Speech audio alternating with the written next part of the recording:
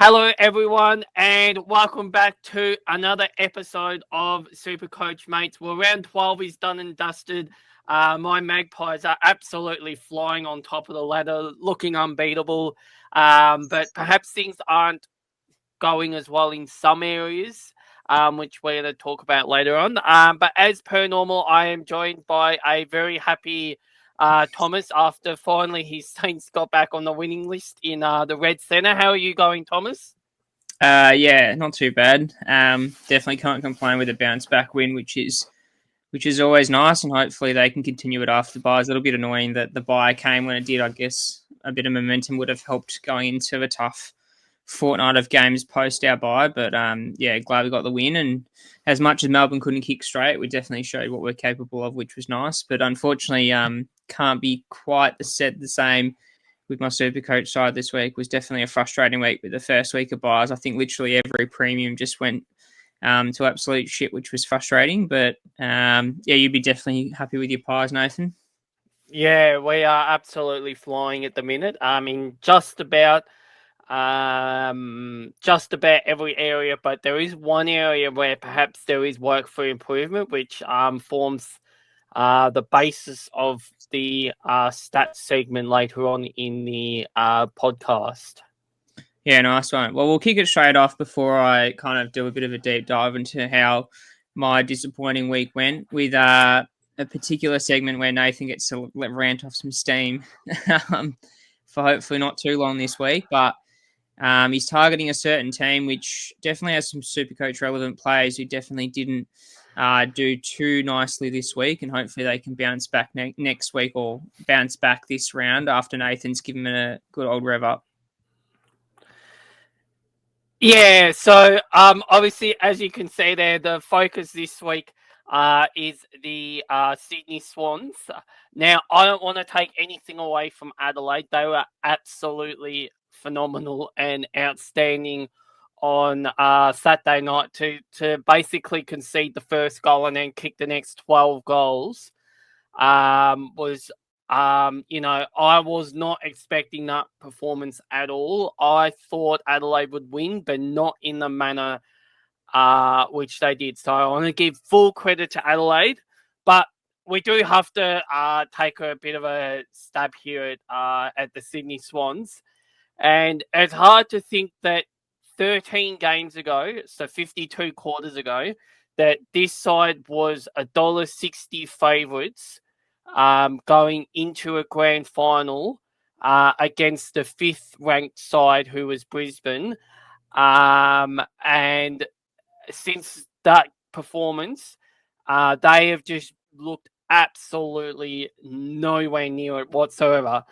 So I've done some of my own stats checks at, over the last, what they've done this year. And so far this year, they are basically 600 points behind where they were at the same stage last year. So they are basically scoring 30 less points a game, and they are giving up 20 more points a game,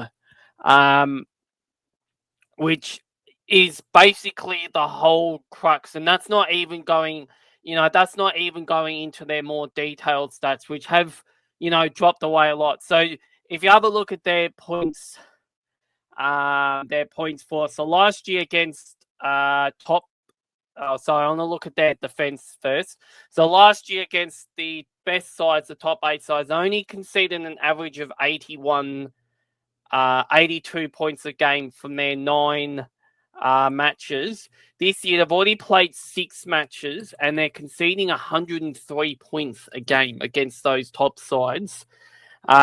Their record against bottom 10 sides, there is a little bit of a change. They are slightly down, but it's more so with what they're doing themselves with their scoring, which is the main focus of this area of this thing. So last year they averaged 102 points against the bottom 10 sides. This year that has dropped to 77. So that's a 25-point drop off.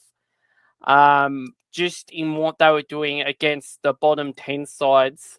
And last year they averaged 90 points against the top sides, and this year it's dropped down to 80 points. So there's your 30 points.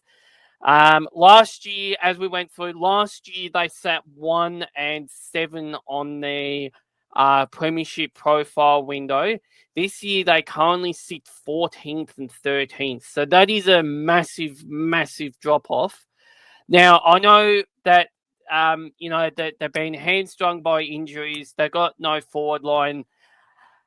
So there are reasons for their decline, but I think for mine, it is just been so stark, this decline, that I don't know where to go to from here for the Swans. It seems like all of their best players are out of form.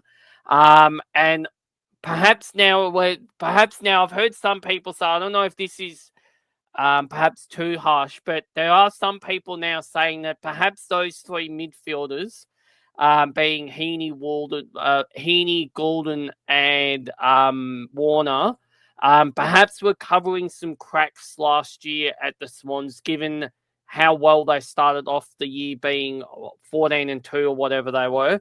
But perhaps those three players was, covering up some cracks, which, sort of got exposed in the home and away season towards the back end. And then they were on full display on grand final day. Because I think sides have now worked out that if you can shut Sydney out of the corridor, they can't move the ball from their back half. And yeah, I just don't know where to go to from here. I actually did predict this. I think a lot of people laughed at me when I said that Sydney wouldn't make the 8 this year, because history says if you get smacked in a grand final the following year, you don't historically do well. I think only 2 sides since the turn of the century have actually made finals after losing by more than, I think it's 8 goals, and none of those sides won a final. So, they were up against it going into this year. So, perhaps I haven't been as steamy as as what I normally am in this segment, just given the fact that I think there are a lot of valid reasons as to their drop off, such as, their forward line being, basically decimated, a new coach. They're probably still a bit, thing after that grand final loss last year. So there are definitely reasons, but it's just more the fact of how quickly this drop off has come. As I said, it was only 13 games ago that they were heavy favourites going into a grand final. And now they currently sit 14th on the ladder, down with, Richmond and West Coast and North Melbourne, who are basically, rebuilding or, at the bottom of their cycle. So I'm just more amazed, as to where the Mighty have fallen from last year. I don't know what you think about this, Thomas, but I think it was just astounding watching on Saturday night, just them giving up all those goals in a row. I thought at some stage they'd cracking, but even the second half, they'd lost the second half by about 4 or 5 goals as well. So I don't know where you sit with the Swans, but to me, they just look horribly out of form, and they almost look a little bit lost, to be honest. Is that what you're sort of seeing with the Swans? Yeah, I mean, from a SuperCoach perspective, it's definitely frustrating owning some Swans players at the moment because they're not as dominant as what they used to be. Look, I mean, their midfield probably hurts a lot with Goulden not being there. He's one that probably adds a fair bit to their dynamic in that midfield. And I guess as soon as you shut out that pace around that Swans midfield, they just really lack anything. They just got bullied in that midfield altogether, I think. And Warner was a big victim of that in the Crows game. I think he just really didn't have any confidence in there, and that really reflected in his poor score. He just couldn't get anything going. He's one of those players that's a big confidence player, I think, and if he doesn't get going, the rest of the Swans players really struggle. And, when they send Heaney forward, he did have some impact in that Crows game by kicking a couple goals, but really the Crows just ran all over the top of them and probably showed how much of a step they are above the Swans this year and how much the Swans are going to struggle because, I think as you rightly mentioned, with the decimated forward line, with that Swans forward mix, it probably negatively impacts the midfield as well, because they're kicking to no one up there, and that impacts their score as well with how bad the ball's probably coming in as well. So fingers crossed they've got a positive matchup in Richmond next week or this round, but it would be closer than most would anticipate. I don't think this would be an absolute smashing by the Swans come this weekend, and who knows, it might be an upset. And let's not forget that Richmond actually won this matchup last year. Sydney's only about the first 13 weeks, but it's not like Sydney didn't think so. They actually won contest in clearance Sydney, but they just got absolutely burnt on turnover in that game. So, as I said, I don't know where to hear from Sydney. I don't know if they just write this year off and just say, we're not good enough this year, and just focus on the back half of this year, getting their plays into some form heading into next year. But yeah, they are just miles off it. Yeah, definitely fair enough. So what we're going to do now is, definitely an interesting points that you've brought there, Nathan. That's definitely relevant, very relevant to how some of the Swans players might be reflecting SuperCoach. But just to touch on how I went in my team this week for SuperCoach Classic, it's definitely a frustrating season, going up and down. And yes, and the buys only add to that. Yeah, I think the biggest concern that me and Nathan do share is the lack of cash generation that we both suffer. Like I scored 1783 with the buys, nothing to write home about. It was looking pretty grim in some patches. I was probably lucky to get away with that score in the end, in the back end of the round. I was hoping to get above 1800, but some scores were not there. Unfortunately, that dropped me outside the top K, which was frustrating. But as you see there with the team value, that's probably where I'm going to struggle with completing a good, decent side to some respects, because the money's just not there on the bench, which is half the reason why that team value is really suffering. Before I kind of talk about my player of the round, I'll just do a quick recap of how the scoring went. This is obviously optimized for this week rather than last week. Obviously, the Port Adelaide Northern Blues players have had the bye, so they're ready to play. Jack Sinclair was my captain last round. A bit frustrating. He was on like 90 odd at halftime and absolutely was torching the D's off half back, and that was partly due to the fact that Naz was off concussed, and then for whatever reason he just completely didn't get any of the ball second half. I think they did a rotation of tags around him with Oliver and Sparrow both going and paying some sort of attention to Sinclair. It seemed like they could shut down Sinclair a little bit easier than Naz with how quick Naz is off the half-back line. So Sinclair definitely stalled a little bit in the second half, and hopefully that isn't something that other teams start to target more heavily.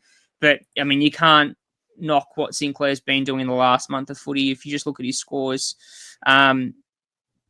in the last few months there, if I just bring up his season 8, if you just look at his scoring there, pretty much from when I bought him in that West Coast game, he's gone 131, 143, 113, and 124 before that. So bar that kind of 3-week patch of bit of underwhelming performances, he's been really consistent and someone that's going to finish the season D1, D2, and that's definitely been a positive takeaway from this season so far. Whitfield played, I don't know if you saw this game, Nathan. I think I played a little bit forward of the ball again. Yeah, he did.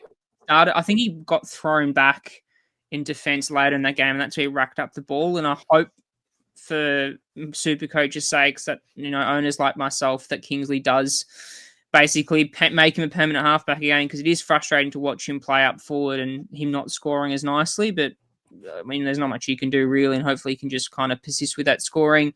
Matt Roberts, again, just that mid-tier scoring, which is frustrating as anything.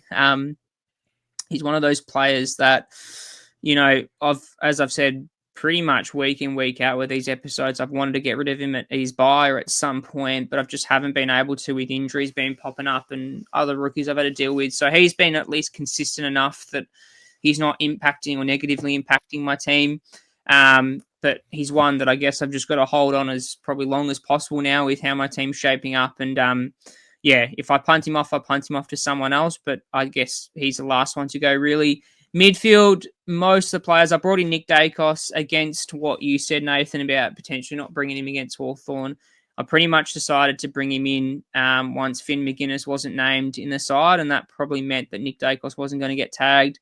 He had a pretty good game, like pretty consistent, nothing to write home about. It's probably a little bit different to previous seasons where Dacos has, lit the house on fire and get these 130s and 140s consistently. He's just ticking away, but I guess at a price of under 540, which I paid for, you can't really go wrong with that. And I guess that's a pretty happy price I paid for. The real disappointing player in that side was Josh Dunkley and to some extent Lockie Neal, but Dunkley is just one that's been super frustrating at times from once I've owned him.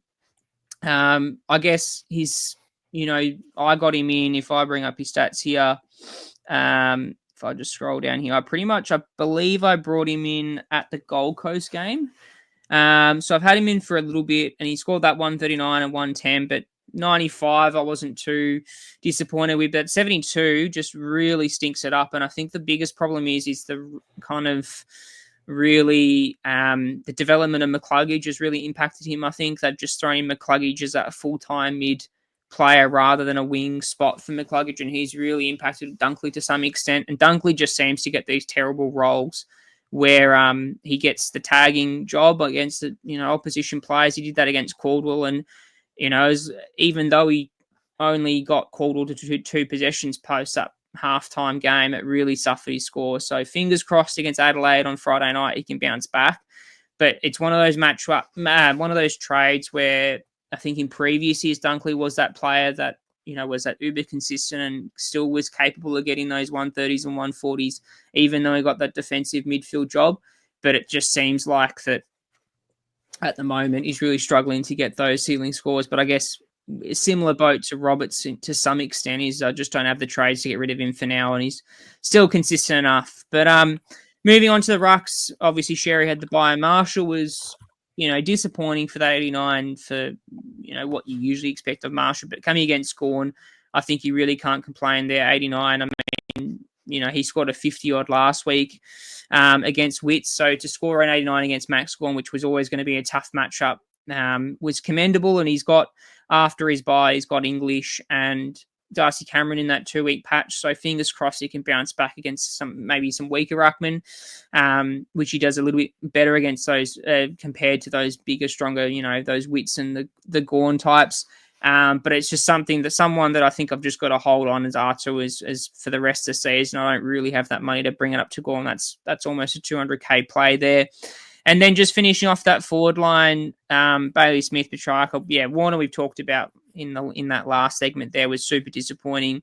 It's just one that you kind of do expect, though, from this time moving forward. He's just always capable of producing these stinking scores. And he always tends to, even though he does have a lot of it, tends to use it quite poorly. And that was reflective in this week's game. Hopefully he can bounce back, but he's one that's super disappointing. The other player that was really disappointing was Isaac Rankins. Rankin was one that's, I think, in the last kind of month or so, especially with Sam Berry coming into play in that midfield mix and Peatling as well there more consistently. He's kind of lost his midfield CBA minutes, so he's getting pushed a bit more forward, which is impacting his scores. And it's not what we probably anticipated as soon as it was going to happen. We probably both knew that it was going to happen at some point, but not to the extent as it has in the last month, and that's really impacted his scores. But I think he's so highly owned, it's not really been that negatively impactful. And then, yeah, Caleb Daniel had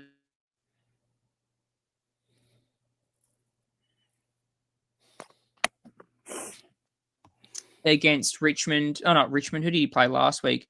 If I just bring this up here. Yeah, Port Adelaide for that 73. Like 73 is not a bad score from Bolton, all things considered, considering, he was on 8 at quarter time or nearing the half. And to bounce back and score a ton against the Gold Coast in pretty awful conditions is quite nice. And then Cleary was the last one there that I just want to briefly touch on. We'll talk about him more in the trade. Where do you sit with him? Yeah, was disappointing to be the sub in this round against the Crows, and then I thought, I really didn't have anyone to trade. I was going to trade into Isaac Keilor. He's one that was an option, but just because of the amount of players I've got on this round 13 bye with that Freo St Kilda bye, Keilor really didn't help me in any regards. So I decided to hold him because who knows if you get at least 30, 40 points when he comes on as sub, then maybe don't lose as much money. But I think the most frustrating thing with him is he came on at half time and then scored a 6. So that probably shows where the Swans are at. And as Nathan said, they're really, really struggling. And someone like a Cleary, who's a small forward, who's come in for Papley, really relies on that team pressure to score well with his tackles and pressure and inside forward 50. If that ball's not coming in there, then there's no hope in hell that he's going to score nicely. And he's my number one trade out this week. So I'll touch on what I'm kind of looking at this week after we talk about my player of the round. But if I just bring up the player of the round in here, before I do that, Nathan, who was your big player of the round that kind of saved your week or did well this week? Well, it has to be my mate Bailey again, doesn't it? I put that captaincy on him, 129. Was the highest scorer in the team. I will give a little shout out to. So you're speaking about Shea Bolton. Now I've somehow still got this guy on my bench. That's how well my side is going. But Neil Erasmus. Oh yeah. He put out a 94, which is far and away his highest score for the year. In the pouring wet rain now on the Gold Coast Suns. His break even now is at minus 16. So yeah, I think there were times when I wavered over the trade button because he wasn't getting games, and I'm like, I don't know if I really want to get rid of someone who hasn't played yet, because I felt like he's on the outer edge. But he's come in, and I think he's starting to really find his feet. Given the fact, with Fremantle's form being good, I think it's off the back of a lot of these, smaller, quicker players who are sort of, more adventurous.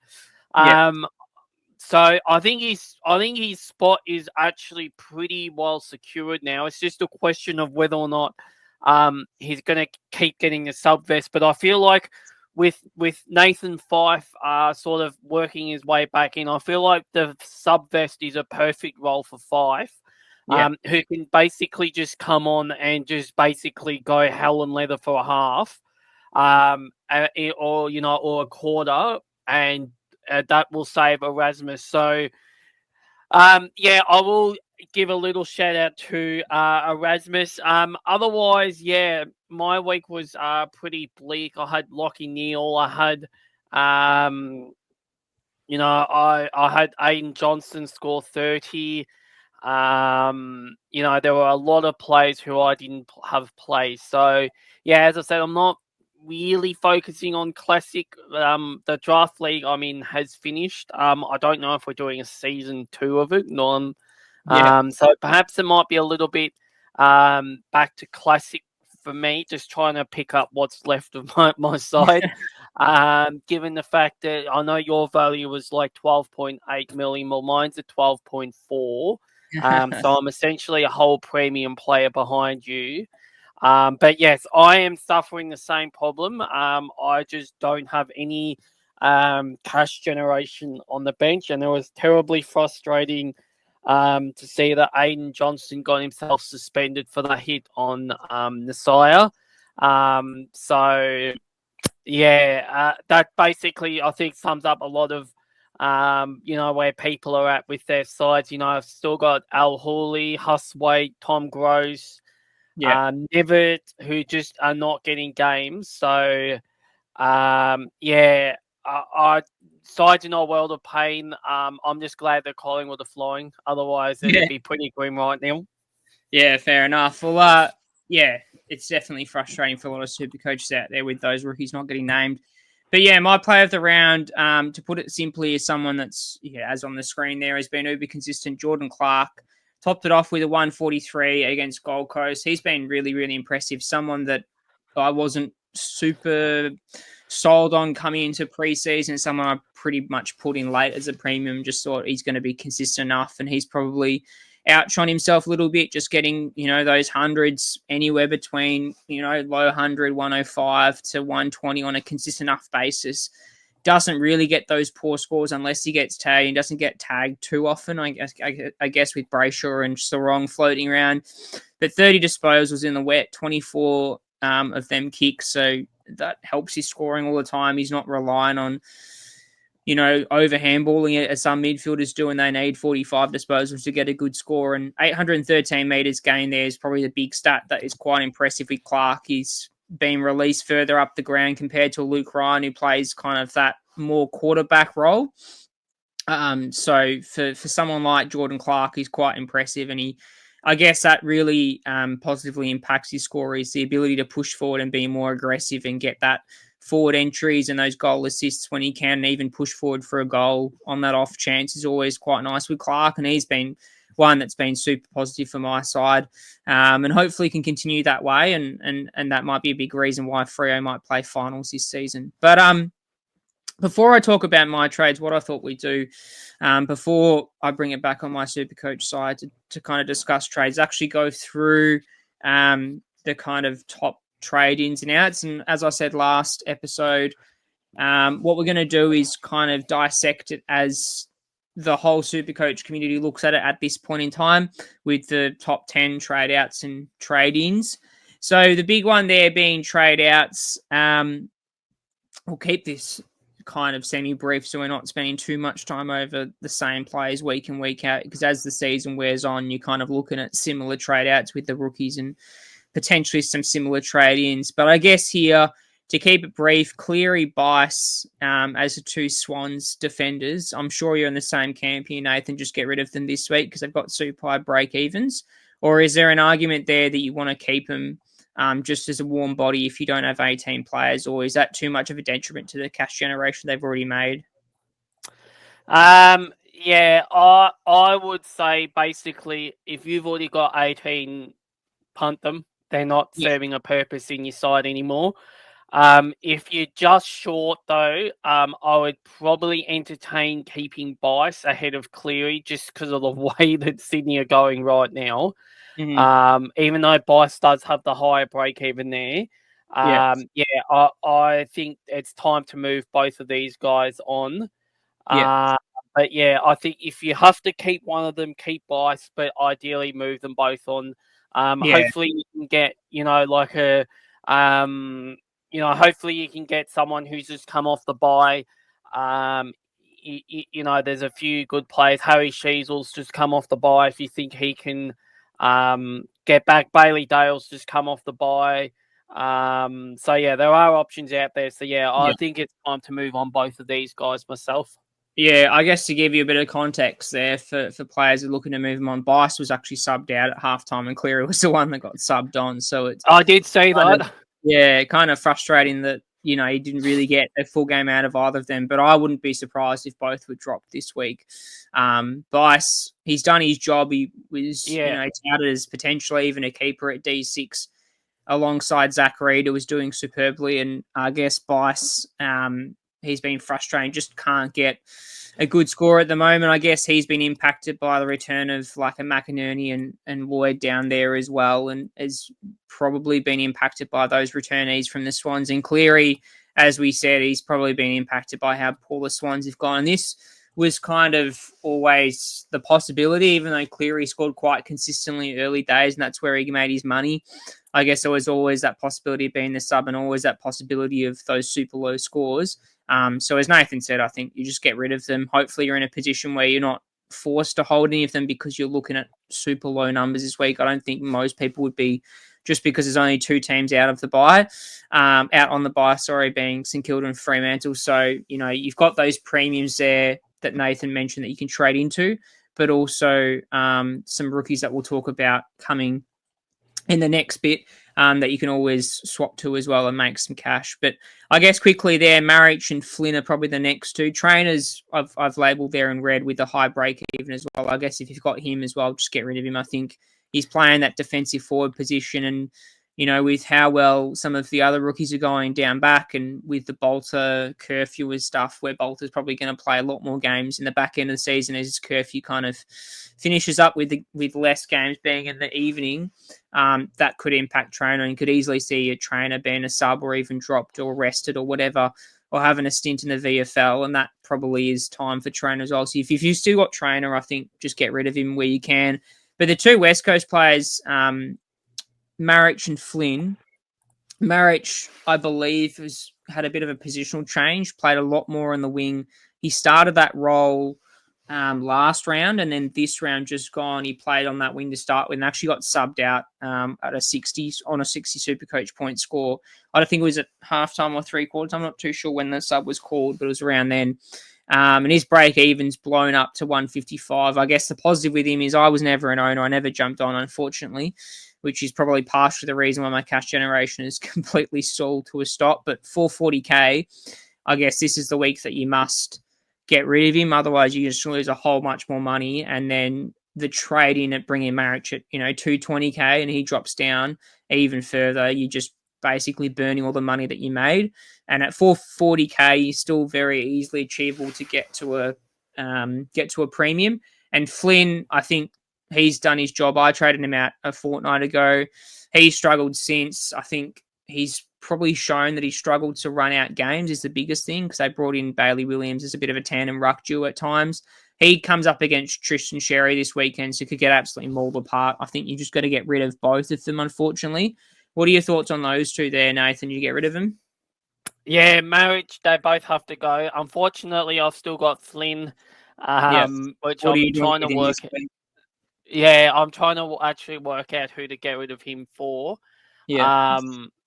Which is a bit of a problem given that the cash generation there is non-existent. Yeah. Marriage again, I didn't jump on marriage.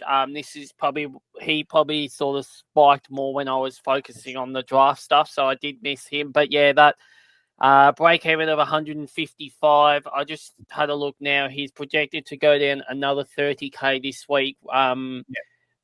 With the score of 90. Yeah.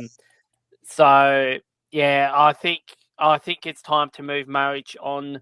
I mean, I don't know if you want to do it, but you can basically sideways to Caleb Daniel, you can save yourself 16k.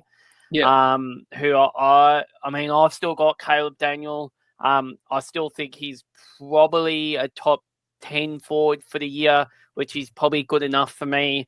So yeah, but there are obviously other options in the forward line. But yeah, Marek and Flynn both have to go because they're just going to start, losing your money, which is obviously what you got. And Trainer, yes, Trainer has to go as well. I know you touched on him. But yeah, he's got to go as well. He's done his job. He's made us 130k, but yeah, it's time to move him on. I guess the only problem is that it's probably more who to bring in for him, which I think is probably going to be the bigger problem. But yeah, I would basically support the fact that if those 5 names in red, I think all have to go in the neck around this period because they're just going to start burning your money. Yeah, I guess if you're in a position where you don't have to keep them, you trade them out as soon as you can. This week's a good one, especially. We've got a few decent rookies coming through, and I guess you want to prioritize making the most out of the cash generation they've achieved before they start going backwards. As Cleary has already shown, he's dropped 20k, and if you keep him any longer, then especially if he gets named the sub again or has another poor score, then you're in a world of hurt. But yeah, the other players there, Reed, El Hawley, Simpson, they're all on the injury list. They're kind of not really relevant in the sense that they won't lose money for, the majority of the season, as much as 4 to 5 weeks there. So, they might come back at the back end, but by that stage, you want to have a full side. So they're pretty much, you can hold them, you can trade them. They're not going to lose money. But I guess that's probably the frustrating part. I know a lot of people jumped off Reed when he did his hamstring injury. It's more El Hawley and Simpson in the fact that because they're not going to make any money in the short term, trade them at your earliest convenience and get a player in that will make some money. And I guess on the flip side, that's where a lot of the cash generation has stalled. These players playing, 2 weeks of good footy, and all of a sudden they're looking at a good price rise, and then they get injured in their 3rd or 4th game. So it's definitely frustrating as owners. I guess they're the last 2 players. Lindsay, I would hold with a probably achievable break even of 51 coming up against the Pies. I would say I would probably hold unless you've got, a very healthy side and he's, one of your last couple of rookies to get rid of. He's made his money in some respect. He's probably not going to make much more, but I definitely hold if you're low on numbers there. Ashcroft is an interesting one, and that's the last person I want to touch on before moving in the trade-ins, Nathan. What are your thoughts on Ashcroft? Because he's got a pretty achievable break-even of 77 to some regards, as long as he's not the sub or gets subbed out, but comes up against the Crows, who's a tough opposition. What are your thoughts on Ashcroft? Because I think the way you have to look at this one is, do you trade Ashcroft out and get him to, say, a Bontempelli or a Libba or, the best available player, or do you keep him on field as a pretty healthy rookie to some regards for an extra week or so, maybe lose a bit of cash and hope he gets an 80 to a 90 and, gets a bit more cash on the flip side and trade him at your buy? Where are you looking at Ashcroft? Yeah, I would probably tend to favour that second option. I would try and nurse him through to Brisbane's bye if you can. Like if you have 7 midfielders and he's your M8, I would just keep him. Because even if he does lose some money, it's probably not going to matter at the end of the day. Like his break even 77. Yeah. So unless he has an absolute stinker, he's probably not going to lose too much. Like even last week he got subbed out, but he scored 59, which probably isn't the worst result for someone getting subbed out. So yeah, I think you can probably reliably keep him until he's bye. He's one of the very few rookies this year who sort of has got a solid baseline. It's not up and down. It is sort of a consistent scoring, which is obviously what we want. And obviously he has a spot in that Brisbane side, and the fact that he's in a good side as well probably does help to some degree, because no one's going to ever go after Levi with a tag or anything like that. So I think there have been factors that have helped him. I'll just keep him till he's bye and then move him on.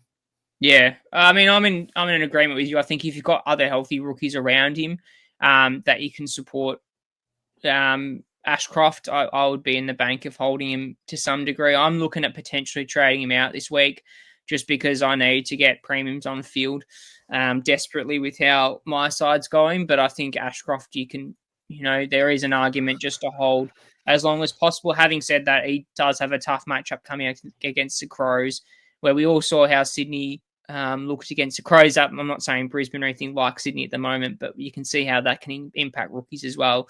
But obviously, do watch, because if he is a sub for a reason, sub for whatever reason on Friday night, then you might want to look to trade as well, because that'll impact being able to get to his break even. But moving to the trade-ins, this is where I guess we talked about potentially not trading or not being as trigger happy last week, but this week we've got the first set of teams off the bye. It's interesting to see here, bar the rookies, there's obviously some people that are looking at some of the Essendon players that have obviously got their bye late in the piece. I think they've got the last bye on there. We'll start with the rookies here quickly. Clark and Pedlar. I think you've got Clark there as a break even of 73. I know he's listed as defender, but as we said, he's been playing up forward. He's swung down and back a little bit, but he's predominantly playing up forward. And Pedlar from the Crows, he's not a fresh rookie. He's played in previous seasons, but he hasn't played all of this season. And he priced at 150k there with a break even of negative 56. He's had the 2 games in the last 2 rounds there. What are your thoughts on these two? Are they these 2 players definite trade-ins, or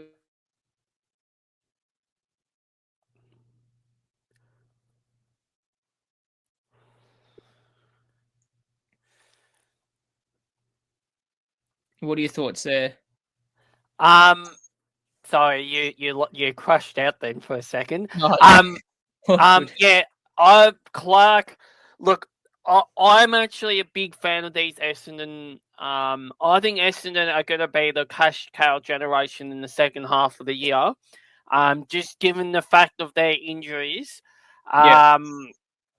So I mean, look, Angus Clark. Look, because of their injuries, I feel like he's probably pretty safe in that Essendon side. So I mean, I don't think he's going to be scoring, whatever he scored on I don't think he's going to be scoring 97 every week. I think, Yeah. Probably around this 50 to 60 marks, probably more realistic. But yeah, I think you have to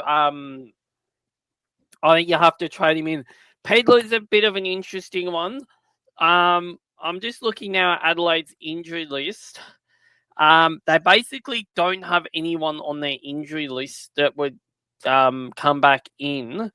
Um, I think the only thing that might perhaps hurt him is perhaps if he gets given the sub vest. Yeah. But otherwise, I mean, if he's in the side now, they are flying. I think he might be fairly safe, other than perhaps getting the sub vest. Yeah, unfortunately, I can't say that with any real confidence because I don't know enough about Adelaide, and how they're, how they line up. But yeah, obviously having those three big forwards up there will probably help him to some degree. Yeah. So yeah, I think I'd be happy to take a punt on both of them. If you can fit them in. I guess the only problem with Pedlo is that he's not that bargain price. No. The bargain price, he is a little bit higher, which, yeah, if you've got a dead rookie there, you're essentially trading up to him, which isn't ideal. Mm-hmm.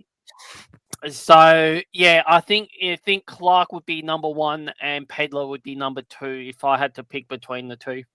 Yeah. Would you pay up for, say, a Campbell Gray there? Obviously, he's in the conversation factor of playing that Noah Bolter role, playing that fullback role for the Tigers. He's actually scored quite nicely in his first three games, has had the initial price rise at 170k. He's still got a negative break even of negative 48, so he's got a bit more cash to make.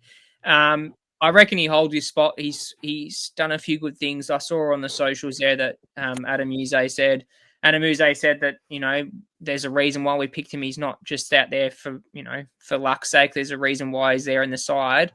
Do you reckon he's one that you could jump on late, or do you reckon you've missed the boat there after that initial kind of 60k price rise? Well, I actually got him last week, Yeah. which was a very good decision in the end. Look, I think ideally you probably have missed the boat, but this is absolutely your last chance to get him. If you want him, you need to get him now, Yeah. because you can't be paying more than 200k for someone like Campbell Gray. Um, so yeah, I would say last chance for Yeah. Gray. But yeah, if you wanted him, you probably should have got him last week, ideally. Yeah, no, fair enough. Looking at the bottom three players there, Libba, McCluggage, and Martin, they've obviously Libba's come off his bye, got a break even of 86, so very achievable there. He's had a very, very super consistent season. I guess the big conversation that people will have is, and I'll throw it to you, Nathan, in a bit about Libba versus Bontempelli as kind of our last talking point.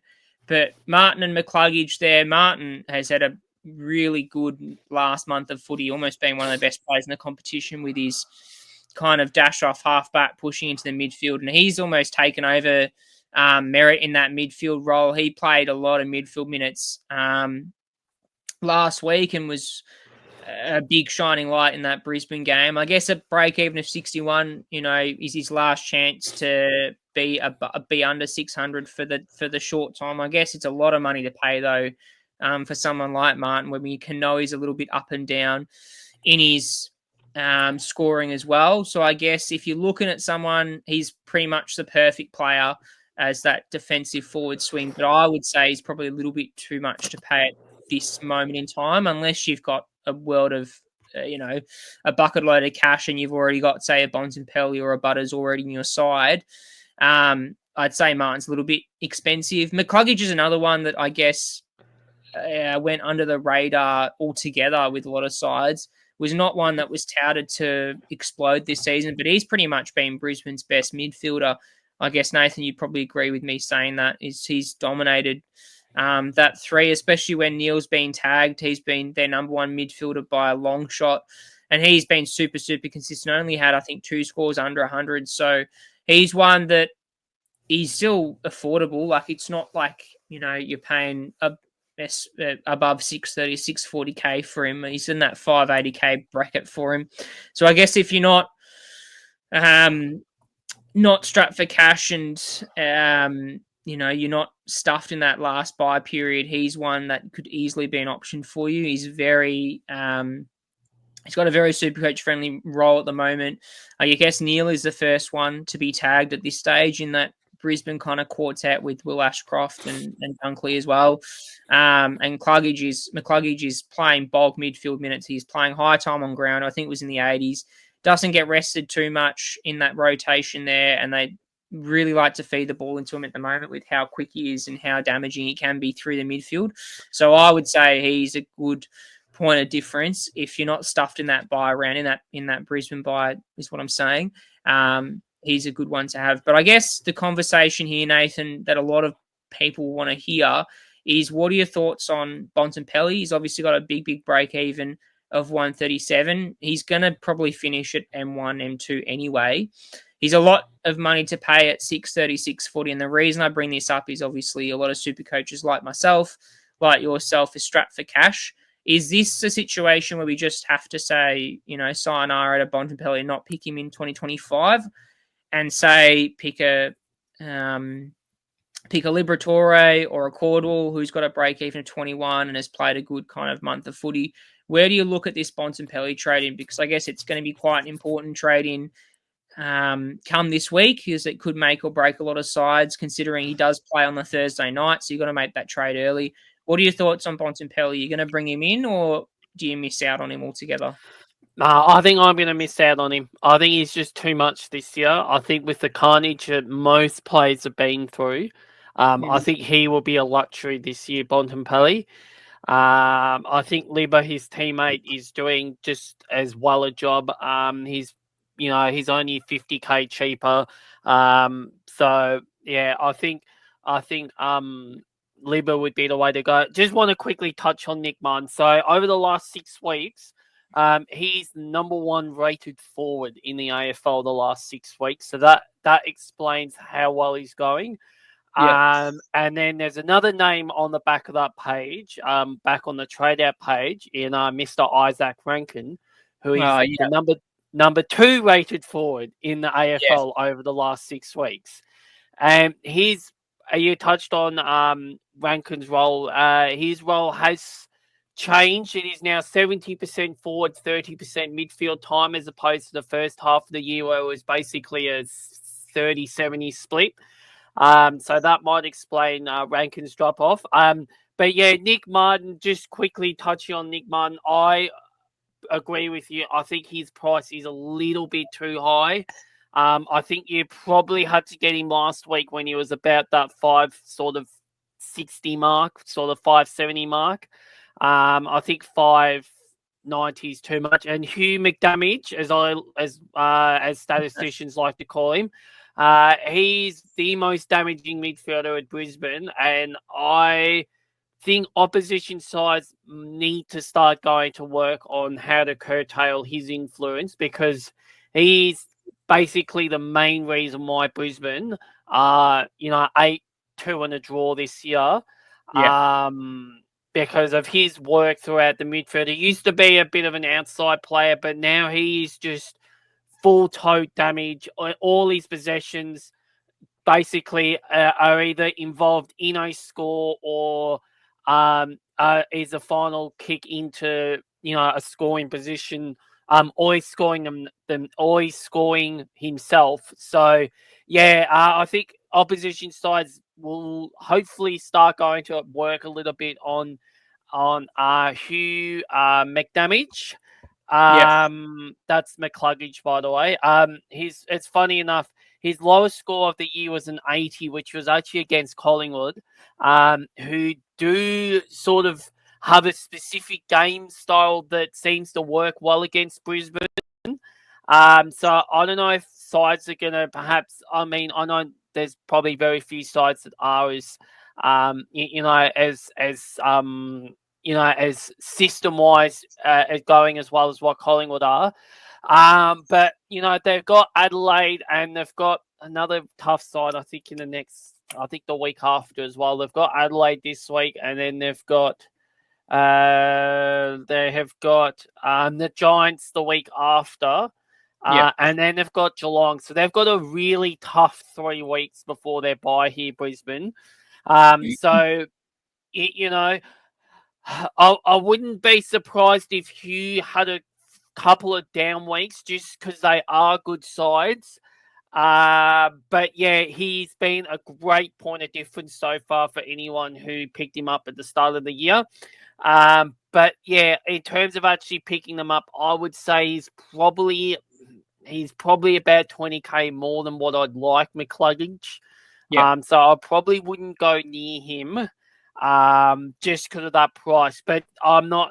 Yeah, he's been amazing this year. McCluggage and Nick Martin. Yeah, as I said, I did not ever think Nick Martin would be the number 1 rated forward over a 6-week block, but here we are.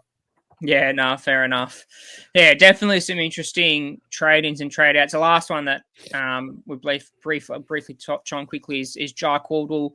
There with a break-even of 21. He's come into that midfield mix quite heavily and has done a really good job. I guess the downside with him is he's always a risk of a really poor game, and we saw in that second half against the Lions when Dunkley went to him, and Dunkley's pretty much one of the best negators going around in the AFL at the moment at shutting down those really strong opposition midfielders, and Caldwell just really suffered. I think he got 2 disposals in the second half or something crazy, or not. I think it was either in the last quarter or altogether. I think it might have been the last quarter. He got 2 touches and didn't really get past his. I think he was at 118 at 3/4 time or something, SuperCoach wise, and didn't get much further than that. So there's always that tag threat with Caldwell, but I think if you want Caldwell, this will be the week to jump on him. Because I think paying, upwards of 500k in a midfield spot's a tough ask for Caldwell. But he's one that has shown with that midfield mix in play, and when he plays that bulk CBA minutes, he can attract the footy very, very quickly. But just before we touch on the vice captains and captaincy trades, I'm just going to flip the screen again to my side and just kind of discuss what. Can I just have a rant real quick while you get your side up? Yeah. So, I don't know if you can quickly go back to that other page real quick just for a sec. I need to tee off here on some. I need to have a tee off here. There's a name on here who I think you know where I'm going with this, who we need to talk about. So to the 6,019 people who have brought in Tom McCarthy, for goodness sake, you guys, honestly, I don't know what you guys are doing, but you're putting your bets on a player who hasn't even played a game yet, and you're bringing him in. What if he does his knee at training? What if he busts his shoulder at training and he's out for the year? Those 6,019 players need to either reverse the trade button or they need to just log out of SuperCoach and not log back in for the rest of the year. Because seriously, that is the most ridiculous thing that I think I've seen this year, is that 6,019 people have traded in a player who hasn't even got a game yet. I didn't think I would be ranting and teeing off on Tom McCarthy, but here we are. Yeah, I wouldn't be. I get where you're coming from, Nathan. I guess on the flip side, I wouldn't be surprised this is a popular trade because of how cheap he is. Obviously at that basement price, He hasn't played a game yet, though. I would suggest that the reason why people are bringing him in is for money purposes. I wouldn't recommend bringing him in if you have other issues on your field. I guess if you've got a really healthy side and you're looking at starting to bring in these cheap players just to get the best possible premiums on field, that's an option. But yeah, as Nathan said, it's one of those ones that's just streaked with risks left, right, centre when he hasn't played a game yet. I think he's touted to play in the defensive lineup, which could be a reason why Marriage got moved out of there to play on a wing. It frees up a spot for McCarthy to play maybe a more SuperCoach friendly roll-off halfback, especially with McGovern being out for the near future as well. So yeah, it's definitely an interesting one to be seen, but as we always say, it's always ideal if you can wait at least a week to see how his scoring can be, just so you're not stuck with another dead rookie come a fortnight's time or whatever. But yeah, definitely it'd be interesting to see which way people go, because I can see the merit in this one just because of how cheap he is, and obviously being that basement rookie. There's even, I've seen trades being involved where people are trading in non-playing players at the moment just to get the best value on possible with your trades. But with McCarthy, like, we just have to look at Sandy Brock, who is at 99 K as well, and he's basically managed to double that, and I was almost at 250K at the moment. So he's one that a lot of people missed as well. So it'll be interesting to see where McCarthy goes, but I can completely understand your frustration, Nathan, as honestly, they need to go and shut down their side, seriously. Bring him in early. But I can definitely see the merit in the trade there, and it can work, I think, at this stage of the season where there's so little money being made. But if I just flip back to my side there and let Sorry about that, by the way. No, it's all right. But yeah, if you look at my side here, the biggest problem is the cash generation, as we've talked about for at least the last month. What I'm kind of is Cleary. Obviously, he's the number one trade out. If I flip Gray here and bring in Clark, there's an option that I can potentially bring in. The really frustrating part was I think if I brought in Dacos, and then prior to the game starting, that Collingwood game, I changed my team around so Dacos was in the midfield. If I'd end up keeping Dacos in the flex position, because I traded Dacos out for Max Hall, if I kept Dacos in that position there when Cleary was named as a sub, what I could have done is brought in Sheldrick into the midfield, which was what I was trying to do before lockout, but there was just no way possible because Dacos was already locked into the midfield, and Gray had played as well. So that was really frustrating. But if you look at my side there, Cleary for Clark is a trade that I'm looking at. That leaves me with a lot of money left over, 328K. Ashcroft is one that I'm looking at. This is where obviously the Bontempelli play comes into play, because look, Bontempelli is very, very tempting with how big he can get. If I bring him in, it gives me 72K. Obviously, the downside is if you look at my side at the moment, my defense is complete. My midfield has one left with not many options available. Hustwaite's not playing anytime soon.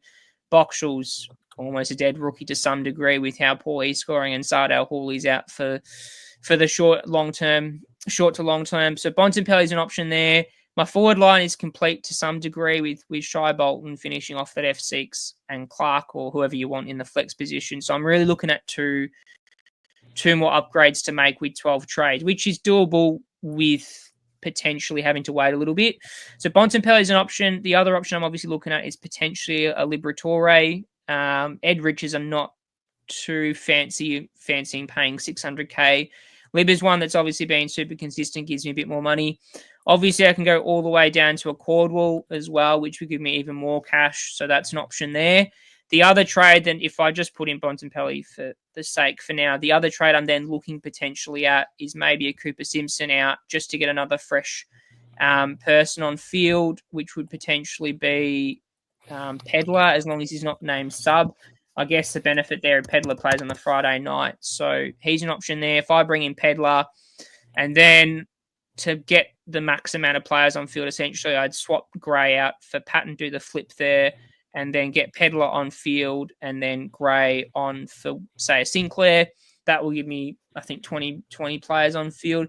So there's the options I'm looking at the moment, but it's definitely frustrating because there's a lot of cash on the bench, which is just completely stagnated and not making enough money. But that's where I'm looking at the moment, and hopefully that'll help my scoring. But I guess the big question I'm looking at the moment is whether I do pay up for, say, a Bontempelli, and that gives me, a captaincy option each week, or do I look at some value at potentially Liberatore?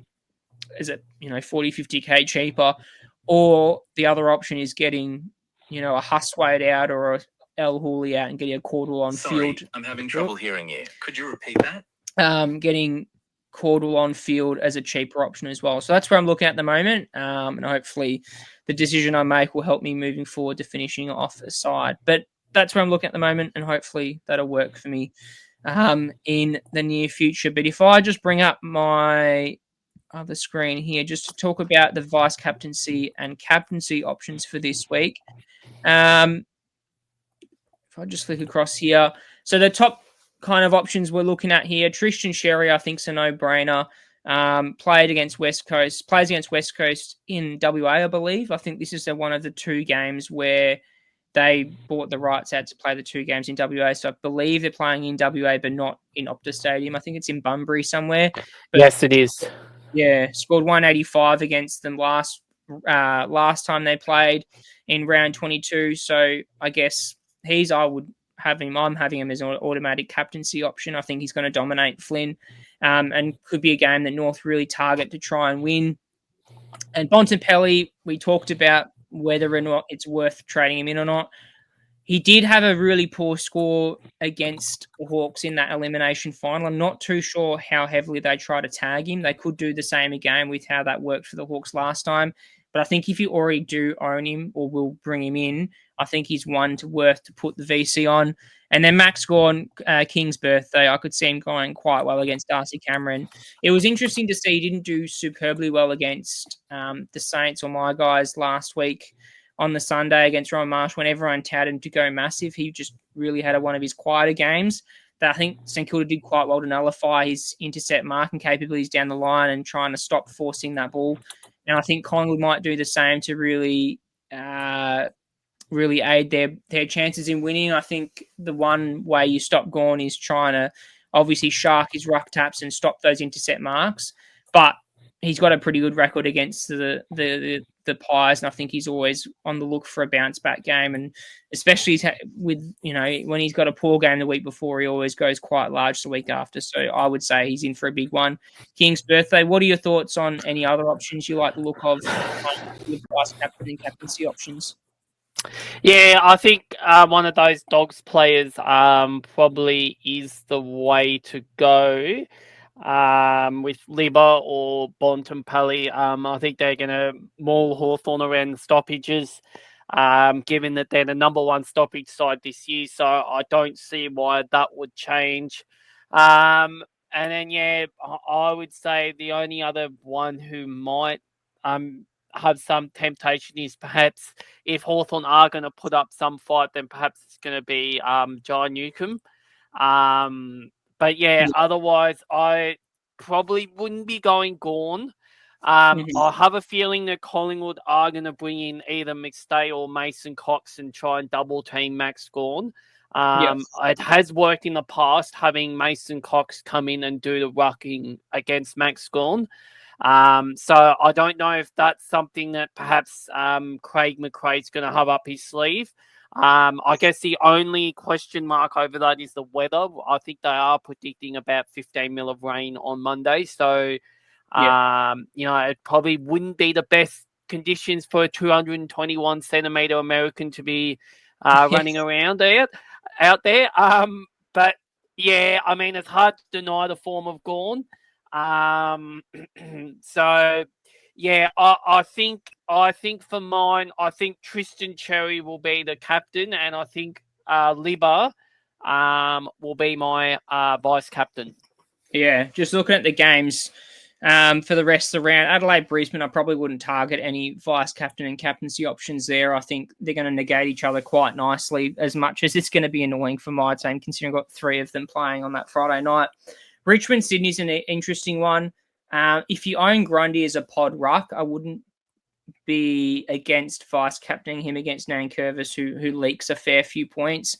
I wouldn't also, if you've got a Heaney or a Warner and want to do a Hail Mary on a VC, I wouldn't be surprised if they go quite large in a bounce back game against Richmond. The Cats and the Suns, it'd be interesting to see if they pay any attention to Smith and Holmes, but I guess they're 2 valid options. The Suns don't really tag, and they've known to be giving up quite big points to opposition defenders and midfielders. So Holmes and Smith are 2 there that you wouldn't be against putting a vice captaincy on. In that GWS Port Adelaide game, just one to watch out for is obviously Zach Butters. He's probably going to get a Bedford tag, I'd assume. So I wouldn't bring him in this week. If you're looking at someone for a midfield spot, he's at about 580k, so he's going to drop even further. So he's one to target in the next fortnight or so, especially that Port have done their buy now. So he's one to target, I think, in the upcoming fortnight. And maybe the other one, if you're looking at a last-ditch effort, is potentially a Dacos. or a Petrarca. I think the one thing you might want to watch with Dacos is if he does get any attention from the Melbourne midfielders. We know Oliver's now turned a tagger. He could go straight to him or a Tom Sparrow to try and negate him to some degree. I think the benefit with Dacos is there he can run Oliver ragged a little bit throughout the day and try and break that tag. But I wouldn't be surprised if Dacos gets some attention. But considering that Sherry does play on Sunday afternoon in that 320 spot, I think he'd be a non-negotiable. If you do own him, I think he could go quite large against West Coast, who don't really have that, super recognised ruckman. But I know we've gone over the hour mark again, so hopefully we'll wrap it up pretty briefly. But as we said, to finish off the episode, look, if you're not interested in the stats, you're more than welcome to click off now. But if this is something you're interested in, Nathan's got some really interesting data coming into round 13 about the way sides are moving the ball at the moment and how that might impact sides moving forward. So take it away, Nath, before we wrap it up. Yeah, so I just want to very quickly touch on the ball movement game. This mainly concerns my beloved Collingwood. So obviously they are absolutely flying at the minute. They're basically, top 6 in just about every single stat.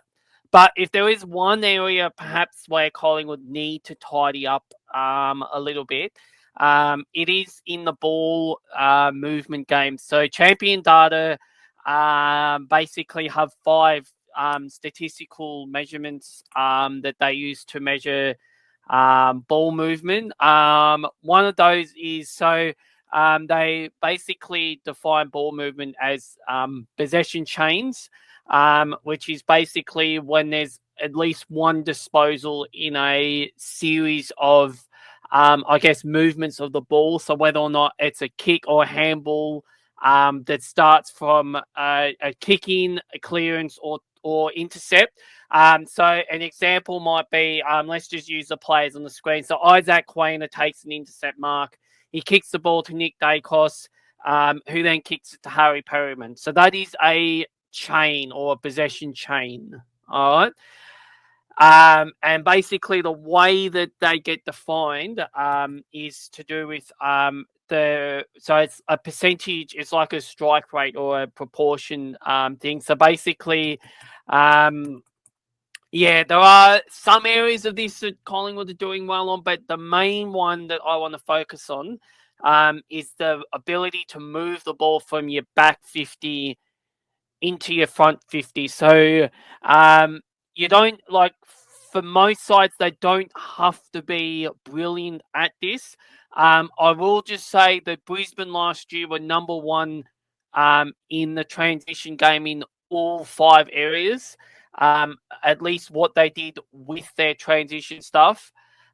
This year they're still up there, but it's not 1, 1, 1, 1, 1, and 1.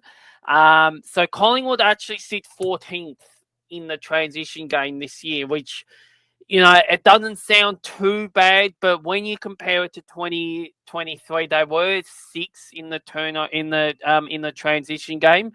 I think if there is one area that Collingwood would want to go to work on in the second half of the year, it probably is this particular area, just their ability to move the ball from their back half and get it forward. But interestingly, when they do actually get through, they're not actually too bad at at getting those chains on the scoreboard. So I see 11th in terms of what they're doing from D50 to getting it on the scoreboard, and then they sit equal second for what they're doing, in terms of their differential from back half scoring. So that is just something to keep your eye on. That people are saying that Collingwood, are runaway favourites. There is a gap, but it's probably not as statistically significant as what I'm hearing. Where Collingwood are 10 goals better than the next best side, and they've already got the premiership sewn up. That is absolutely not correct. There is still 20. There's still 13 games to go for Collingwood if they, if they win. Well, there's basically still 13 games to go if they make a grand final after winning in week 1 of the final. So last year we saw this with Sydney. They were flying at this stage of the year. They still made the grand final, but they crumbled. Even in 2023, Collingwood were flying at this stage of the year. They probably fell into that grand final and were good enough to win it. But yeah, obviously a lot of people. But I will say it is very different to last year with Sydney. They are a lot more. But they are relying a lot more on system as opposed to individuals, which we did touch on in the in the starting segment. So there is a lot to like about Collingwood at the minute, but if there is one area that they do need to sort of perhaps tidy up on, it is this ball movement game, because if you have a look at the side sort of around them, so the Western Bulldogs are number 1. Carlton are number 2. So again, this is sort of the baffling thing with Carlton. Hawthorn 3, Geelong 4, Melbourne 5, and Gold Coast 6. So they're sort of all sides in form. So yeah, with Collingwood sitting at 14th, there's not a lot going wrong at Collingwood, but if there is one area they might look at perhaps knuckling down in the second half of the year, it would be this ability to sort of move the ball more from their back half into their front half. But yeah, other than that, there is not really a lot going wrong with Collingwood. Yeah, no, definitely some interesting points to take away from that. And, we'll be reflective on how well some of these sides move towards and how that will shape the top 8 and into finals. Because if you can get your ball movement right, that's one thing. But obviously, if you look at Carlton, for example, with how highly ranked they are with their ball movement, it's not necessarily, the ball movement as well, but how well the entries are into 450 as well. Because I think some of the movement, and you just have to look at St Kilda, for example, how much I've probably suffered as a supporter with how poor some of the entries have been inside 50. And I wouldn't be surprised that's where Carlton's efficiency is not necessarily how well they're moving the ball, but not necessarily the ball movement itself, but how well they're moving that ball inside 50. Because if it is messy, it just falls apart quite quickly. But that's all we got time for today. Hopefully, it's been another long episode, but hopefully you've taken a few things out to help you prepare for the upcoming round 13. And this week, we only got Freo and St Kilda to worry about. So hopefully your sides are primed for at least 18 on field. I know a few super coaches looking at socials as well had less than that or barely 18 in that first round. So hopefully you've got a healthy 18 coming through this round with only Freo and St Kilda on the bye, and hopefully get a good score, and we'll catch you on the flip side.